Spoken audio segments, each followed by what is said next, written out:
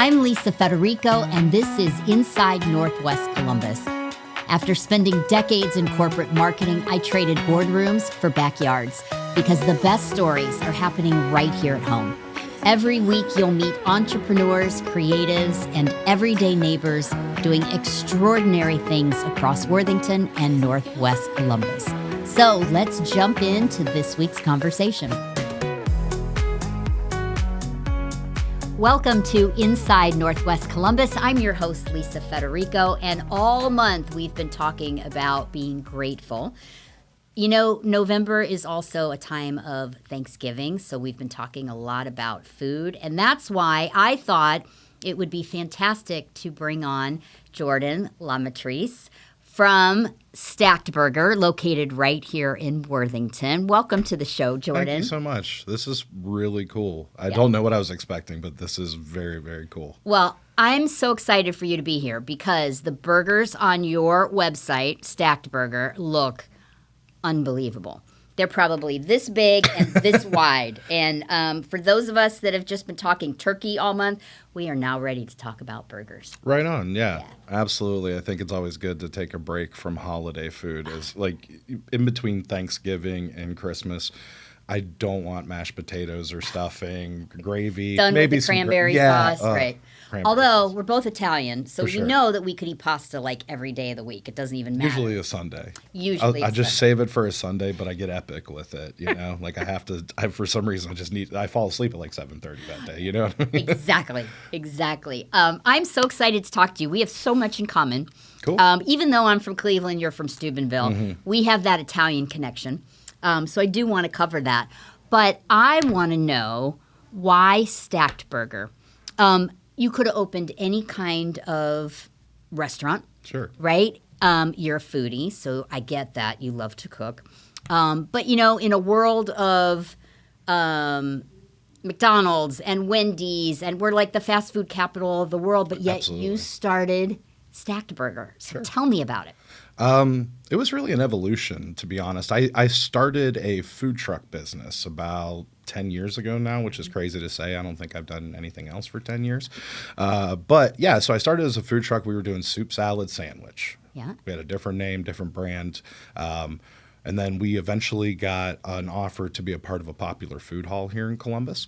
And when we were there, they asked us if we could do a burger. And I never even thought of it. I don't know why. I love burgers. I mean, you can see my eggplant shape. I love a burger.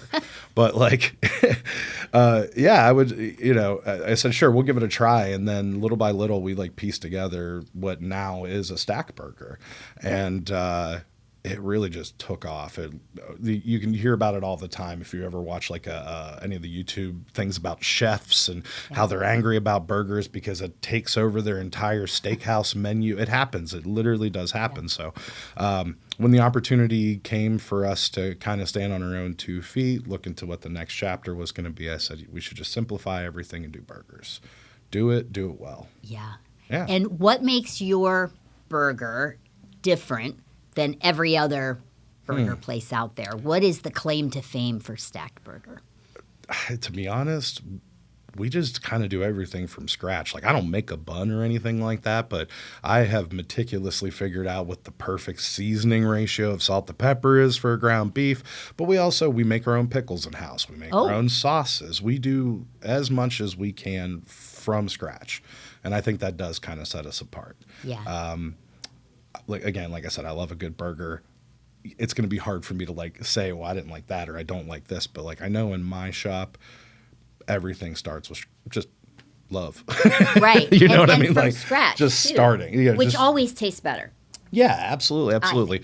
We have this on the Stacked Burger, for instance. It's roasted garlic aioli.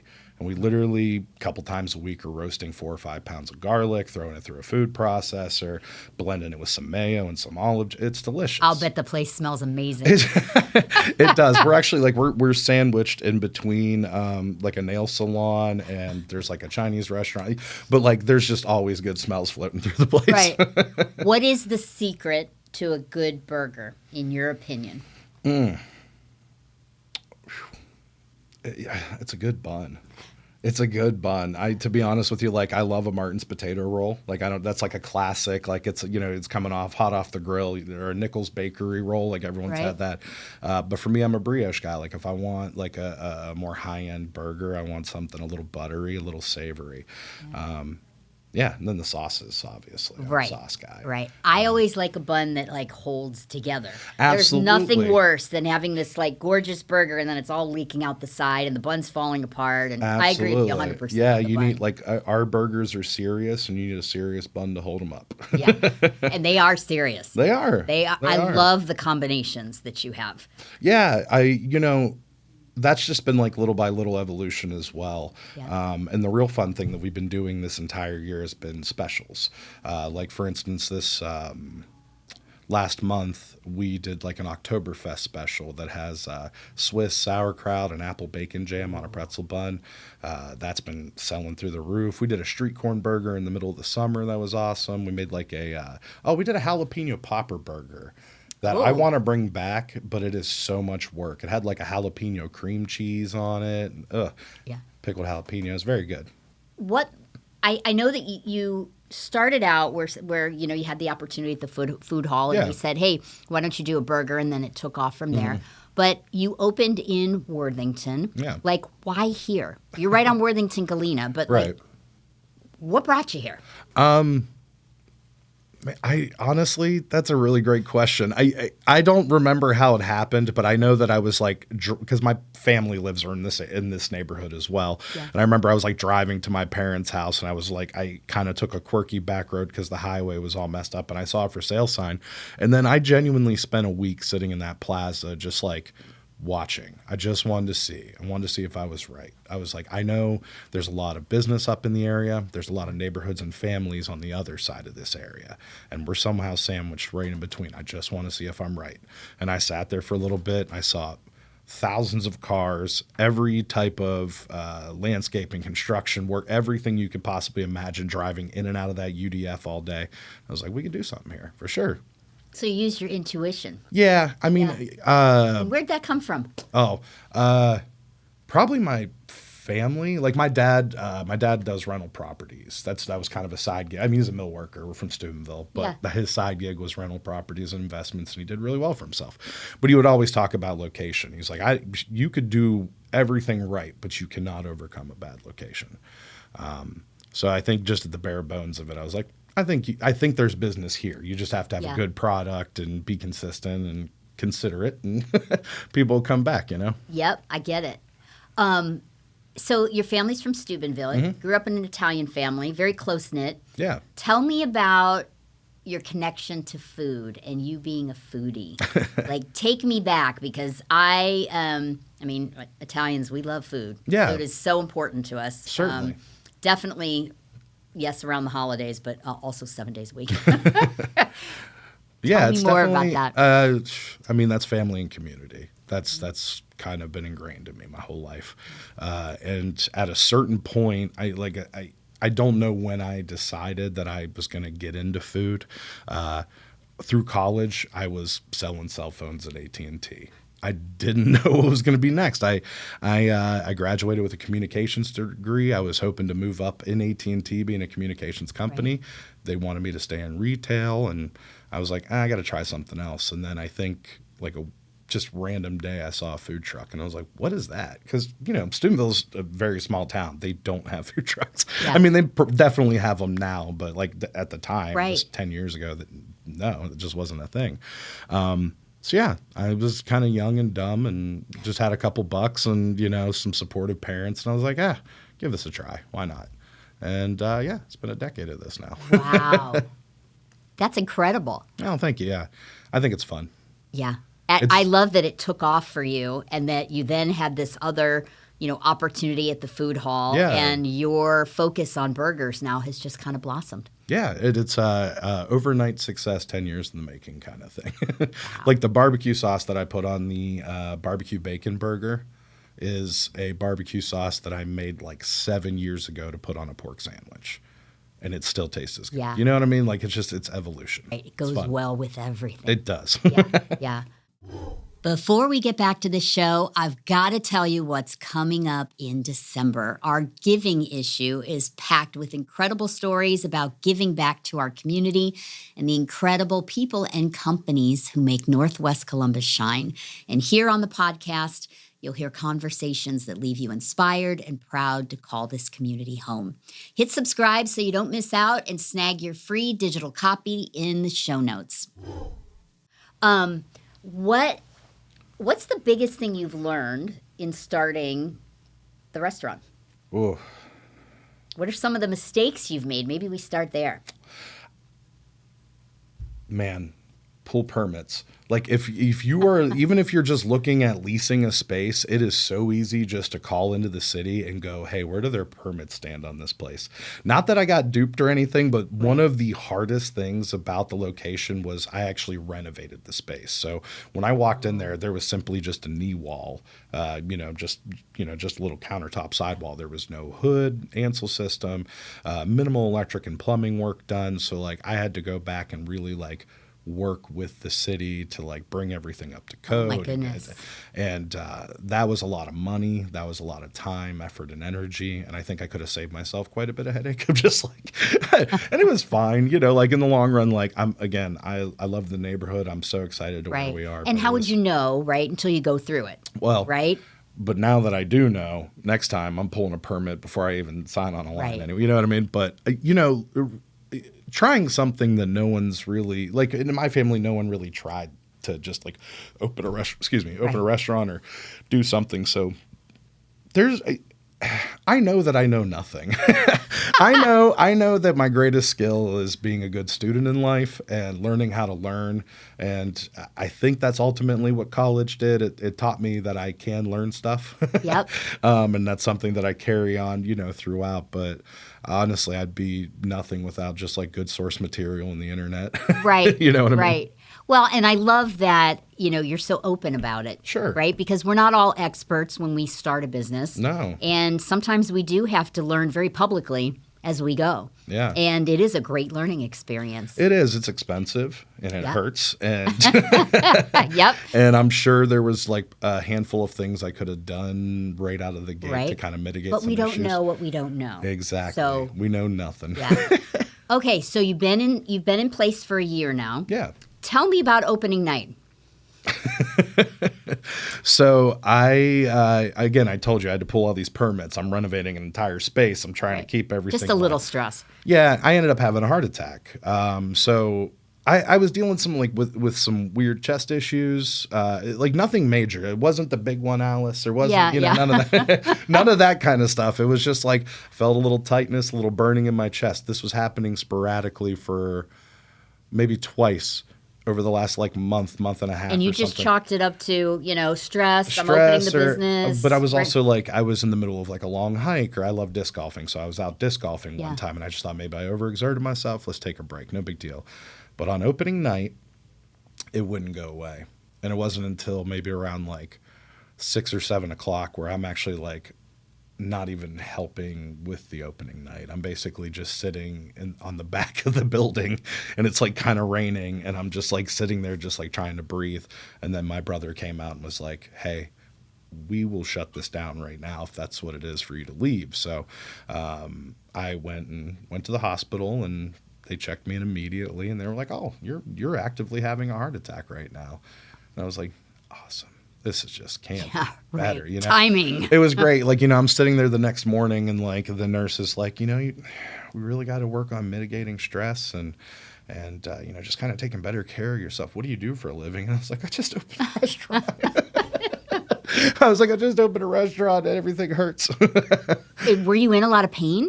No, just like life. That's what I meant. Like it's just like right. But when you were at opening night, sitting in the back of the building, and I certainly was in pain. Yeah. Oh my goodness. It was getting to a point where I knew. I was kind of just like fingers crossed. Like, all right, let me get through tonight, and I'll take care of it tomorrow. That's how life is. It's like I need more time. I got more time. Right. Right. And I think, too, right, we push ourselves sometimes to certainly push past through uncomfort and stress and. But thank God you listened, and thank God your brother got you to the hospital. Well, no, I got myself to the hospital.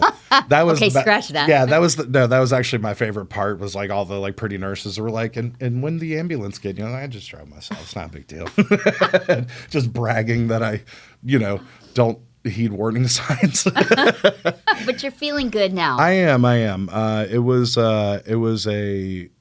definitely a rude awakening. I've been trying to, stress less, smile more, eat better. Right.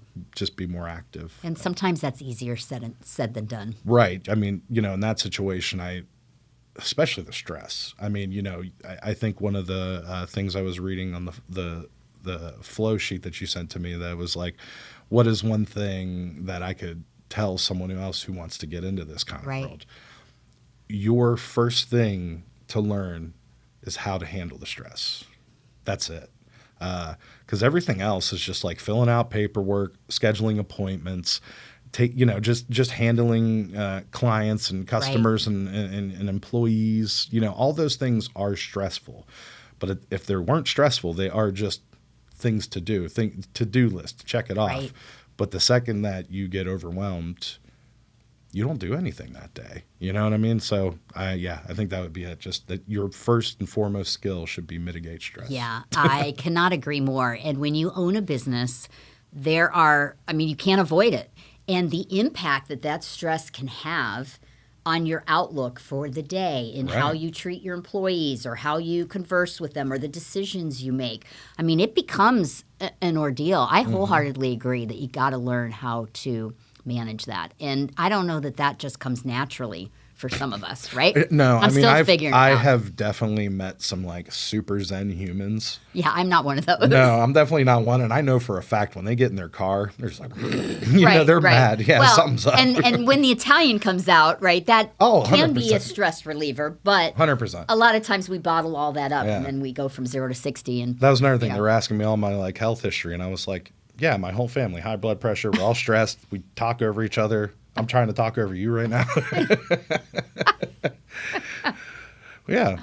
Wow. Well, I'm so glad that you're doing well. Yeah. And that the business is doing great. It's been awesome. I mean, that's another thing, excuse me, that I was excited about with this neighborhood. This area is very supportive. I think they were just like pretty jazzed to get something new and interesting and exciting. And it's like mom and pop owned or owned or two brothers owned. You know what I mean? Yeah. It's not a family business. Exactly. Yeah. We need more of those. I want it to be a chain. I think that'd be sick. Of course. That's why, Columbus is so big for all these. Crawl, walk, run. Yeah. You want to mitigate stress. Yeah, exactly. But I think Columbus is a crazy market for that. You were talking about how there's like millions of fast food. It's like this is a testing ground for fast food and chains. And it's like, if you can get this Midwest taste bud under control, then you can sell it everywhere. And I think it's interesting too, but I think as a society, we have become such foodies, right? Like we'll no longer settle for like just processed food, right? Yeah. We want something that's unique, that is handmade, that comes from somebody's brain versus out of a box.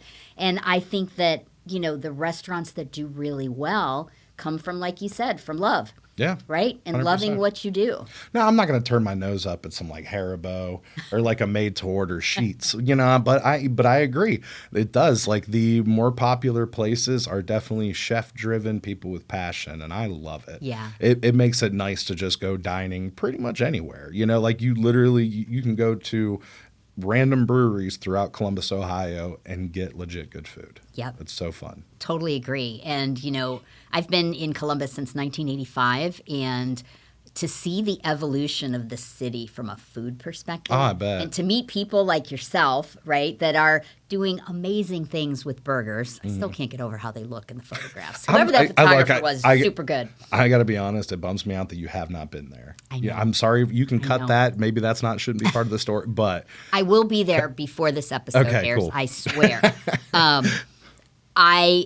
I'm one of those people where like I work during the day and come like 6 or 6:30, I'm exhausted absolutely. And I'll cook before I'll go out. However, I am making a promise to you that I will be there. Alrighty. And It's on me. and by the You know, way, you're catering as well. So you've got a whole catering component to the business. Yeah, 100%. So that was kind of, sometimes you hear a name and for some reason the name sticks. Stacked. I love the idea of a stacked burger. Yeah. What does stacked mean to you? Oh, man. Just like big. Yeah. And I can't think of they do look very big. They are there. It's a 3-pound patty. It's a good sized burger. Plenty of toppings. A good sized bun. You can get a double. You can throw an egg on top. But no, I just something about like I think that a burger, a sandwich, whatever, it should be structurally sound. That means like I'm not a fan of tomato on things. I think lettuce needs to be in the right order. We could do a whole PowerPoint on this if you really wanted to. But I do want to hear more about your order because I have issues with how I stack my burger. Exactly. Yeah. Okay. So, well, the biggest thing is like the lettuce. I think lettuce should actually be shredded because I was just going to ask you, leaf or lettuce? No, we get romaine in every day, every couple of days, and we just hand shred it. It's like nice and thin. That way, it's like when you bite into it, you don't like pull a whole bib of lettuce out, or like the tomato and the lettuce don't know how to like merge together with mayonnaise, and then you just bite it and your burger flies. I've seen it 100 times. It's the worst. I know it's the worst. But yeah, so that my believe it or not, we were sitting there brainstorming, and my mom said sizzle stack, and I was like, I just like stacked. Like just real clean, real simple. And then we started joking about you were talking about the catering thing. It's like my dad's like, we could do stack packs. Stack packs that's our catering option. It's a burger box. It's getting a dozen roses, but they're cheeseburgers. Yeah.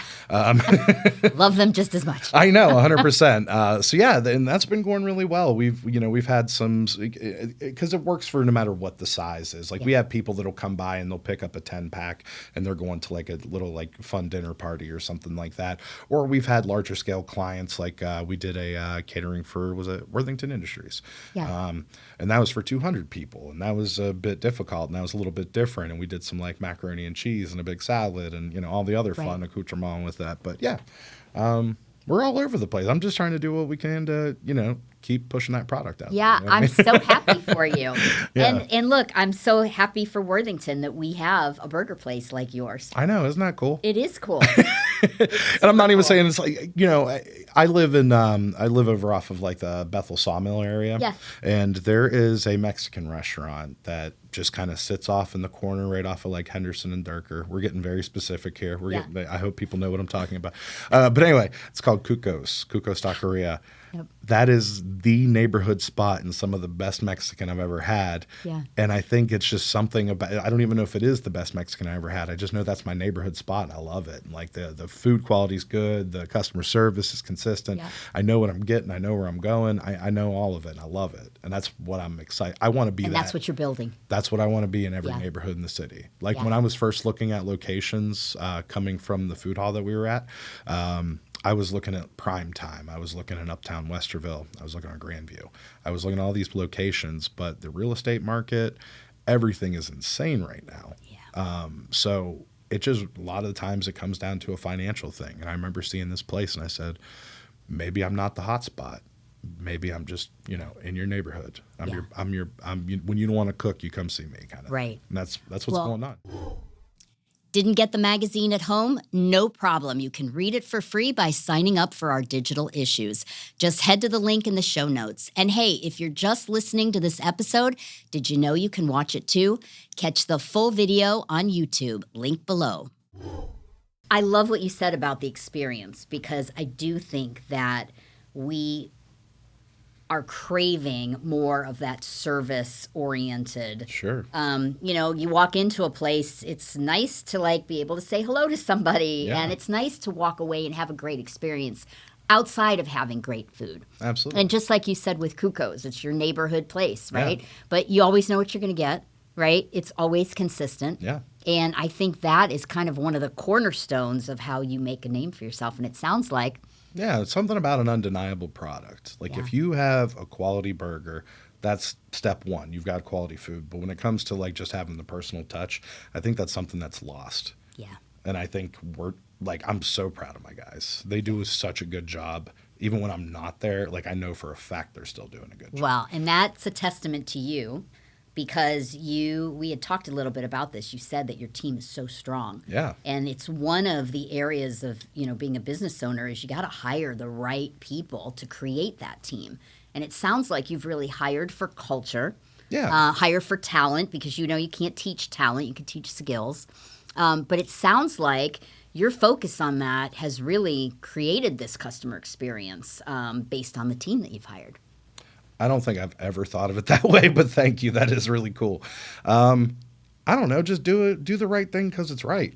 Yeah. You know? I know. It sounds so simple. I know, it really does. I always get, my algorithm these days on like my feed is always just like entrepreneur this and chef food this. This guy, I can't remember his name, but he said that hospitality is a thankless job. Like, you're not there to get a thank you. You're there to earn money. You're there to get a paycheck, support your family, support this, do this, that, and the other. If you're waiting for a thank you, the pay will not come because you yourself will be acting differently. Yeah. Like, you can't get a chip on your shoulder every time you have a bad customer. You also shouldn't spend too much time celebrating the best customers ever. You know what I mean? Like, that's all about mitigating stress and expectations. Very. And I had to have a heart attack to figure that out. Yeah, well, that's unfortunate, but I'm glad that you're on the mend. Yeah. Is that a good thing? I never understood what that meant, on the mend. Never mind. We'll talk. I guess it means that, you're past it. I'm doing good. And you're doing great, and you're chilling. taking care of yourself. I'm doing my best. And you're dealing with the stress. Yeah, 100%. Yeah, no, it's nuts. You just get in that car and you just stare off into the void. I'm teasing. Let's talk about our families. Oh, okay. So, again, we've said it 100 times, but food is kind of the central thing that brings us together, especially Certainly. in Italian families. So I want to first ask you about your sauce.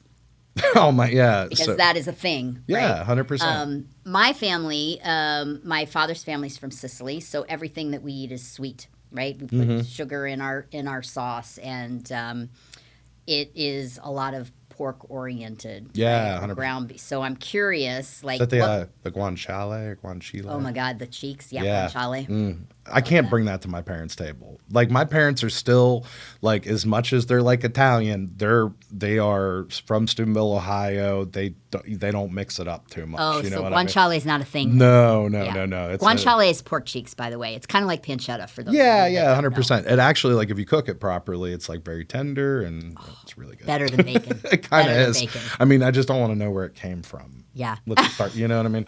It depends on where you get it. Yeah. No, so that's it. Obviously, the Sunday sauce. That's like a protected. What region is your family from? So my family is from Pescara, is where my father's side of the family. I believe it is Eastern Seaboard. Okay, so like towards the back of the boot. Back of the boot, Okay. 100%. Okay. I think it's on the Baltic Sea. I need a map right now. Can we get that map? Yeah, so my father's family is from Pescara, and it's like a fishing seafood town.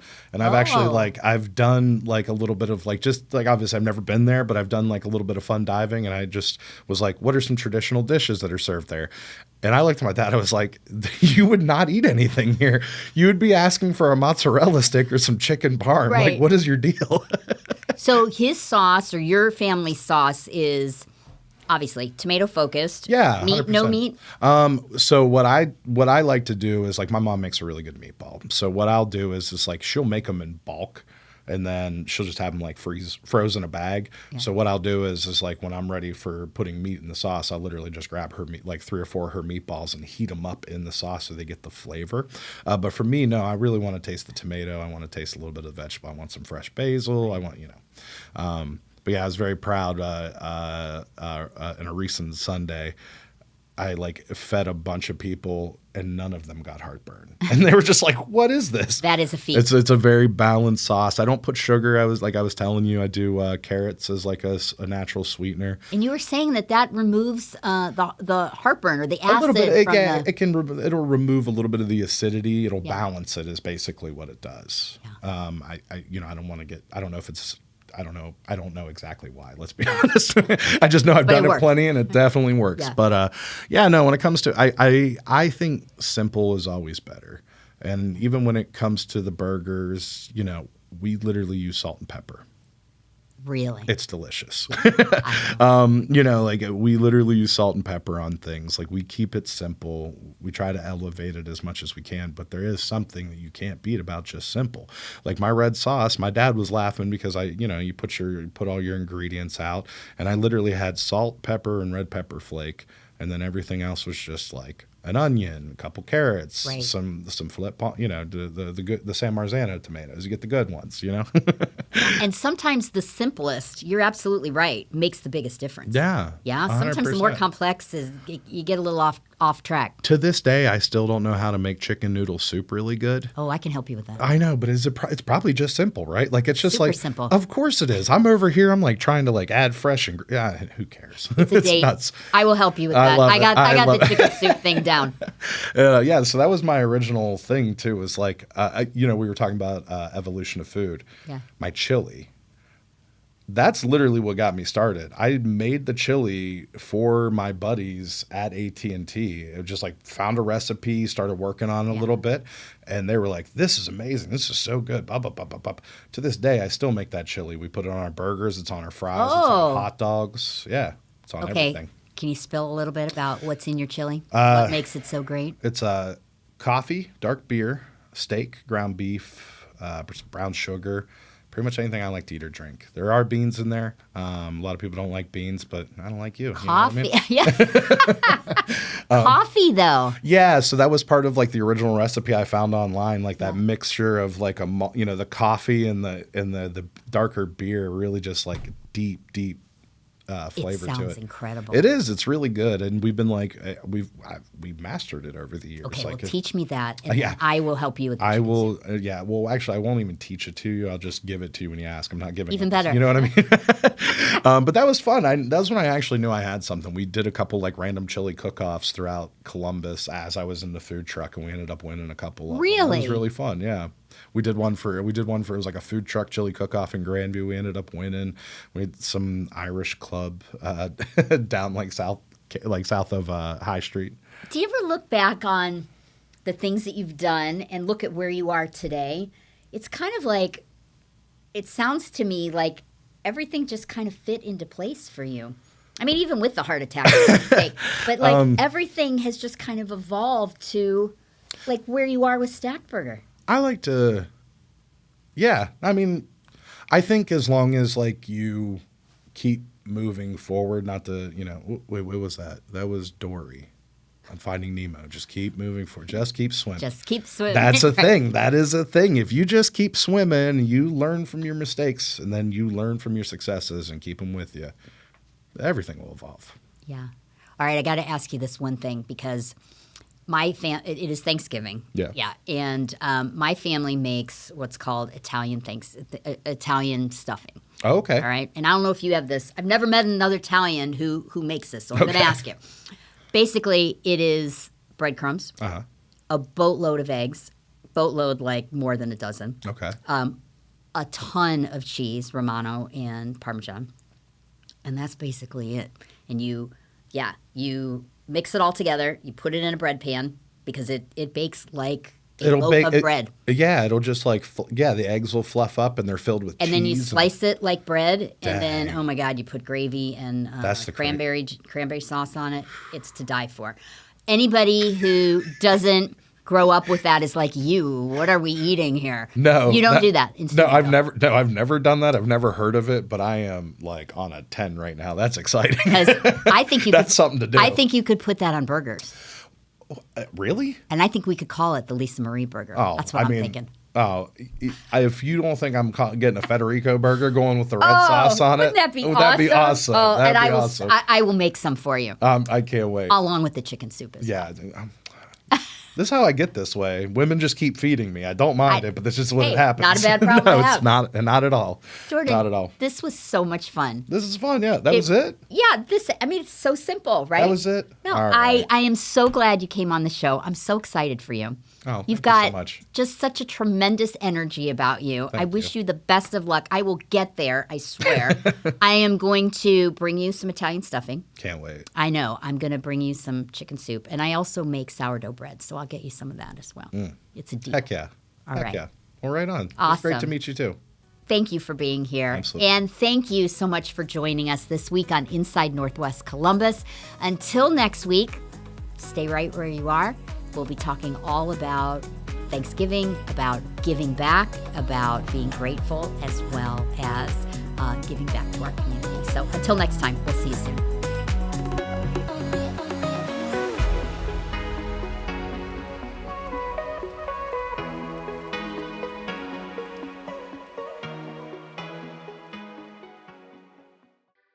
Boxland Media. Think big.